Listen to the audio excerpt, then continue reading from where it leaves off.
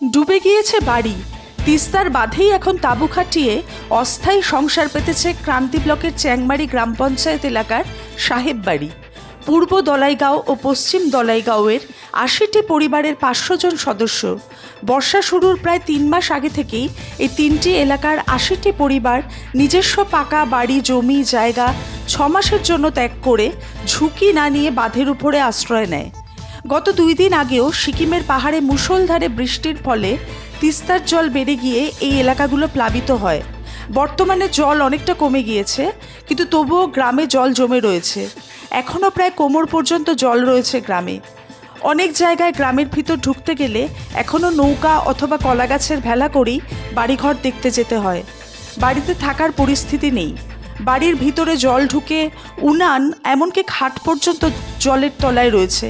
তাই সকলেই তিস্তার বাহাতি বাঁধেই অস্থায়ী তাঁবু টাঙিয়ে সংসার পেতেছে। ছাগল, গরু, মুরগি সব গৃহপালিত পশুদেরও বাঁধে নিয়ে গিয়ে রাখা হয়েছে। তাদেরও এখন বাঁধের উপর তাঁবু টাঙিয়ে রাখার ব্যবস্থা করা হয়েছে। জানা গিয়েছে বাঁধের উপর অস্থায়ী তাঁবুতে থাকতে যাতে কোনো রকম সমস্যা না হয়, সেজন্য প্রশাসনের পক্ষ থেকে ওই সমস্ত এলাকায় কীটনাশক ও ব্লিচিং পাউডার দেওয়া হয়েছে। কারণ বাঁধে সাপ, খোপ সহ অন্যান্য পোকামাকড় আছে, তারা যাতে তাঁবুর মধ্যে না ঢুকে পড়ে সেজন্য ছড়িয়ে ছিটিয়ে দিতে বলা হয়েছে। সৈনী ভট্টাচার্যের রিপোর্ট, সবার খবর, সব সময়।